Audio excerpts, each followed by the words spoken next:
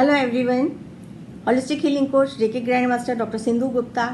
हमारे शुरू हो रहे हैं नवरात्रि। तो हर नवरात्रि पे हम लोग पूरी श्रद्धा से पूजा पाठ, जिसके घर में जो भी विधि विधान है, पूरी श्रद्धा के साथ करें। और इसके अंदर हम मैनिफेस्टेशन, किसी भी चीज़ के लिए मैनिफेस्टेशन, माँ का आवाहन करते हुए, प्रेयर करते हुए अपनी इच्छाओं की पूर्ति के लिए, और अपने अंदर हमारे, जैसे कहते हैं ना कि अगर यदि कोई ऐसी एनर्जी है जो हमारे को ग्रोथ करने में रोक रही है, तो हम माँ से प्रार्थना करेंगे उसको रिलीज़ करके हमारे जीवन के आगे के लक्ष्य की प्राप्ति के लिए हमारे जीवन को अच्छा करें। तो उसमें हम क्रिस्टल्स के ज़रिए, मंत्रों के ज़रिए कुछ चैंटिंग्स करके अपने लिए कुछ चीज़ें बना सकते हैं। कुछ यंत्र या कुछ आपके ऐसी चीज़ें जो आप अपने पास रखें बना के, तो जो आपको हेल्थ में, आपकी ग्रोथ में फ़ायदा देगी। तो हम जुड़े रहेंगे अपने इस एपिसोड में नवरात्रों में। और नवरात्रों से पहले तो देखिए, हर किसी को अपना मंदिर खूब अच्छे से साफ़ सुथरा करना चाहिए।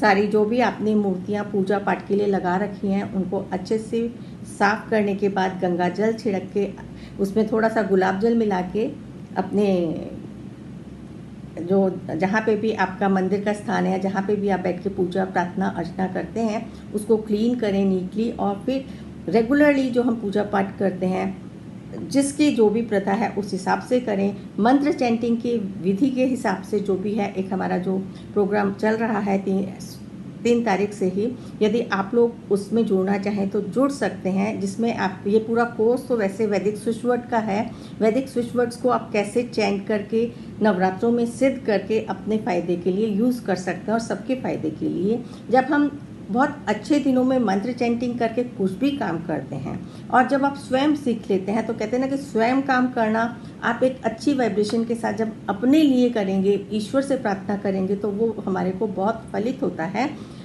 तो रिचुअल्स कुछ छोटे छोटे, कुछ मंत्र चैंटिंग तो मैं आपको भेजती ही रहूँगी, लेकिन एक पूरा जो इसका माता के जो 9 के 9 दिन हमारे को क्या क्या रिचुअल्स करने चाहिए, किस टाइम पे करने चाहिए, वो उसका हमारा पूरा अलग सेशन है। तो जो लोग भी उसमें जुड़ना चाहें कांटेक्ट कर सकते हैं उसके लिए। अदरवाइज़ आपको जो छोटी छोटी जानकारियाँ मैं वीडियो के माध्यम से देती रहूँगी कि आप किस नवरात्रि पे कौन से मंत्र की चैंटिंग कर सकते हैं, जिससे आपको अच्छा लगे। और देखिए, रेमेडीज़ तो इतनी होती हैं, तो सारी रेमेडीज़ की किसी को ज़रूरत नहीं होती है।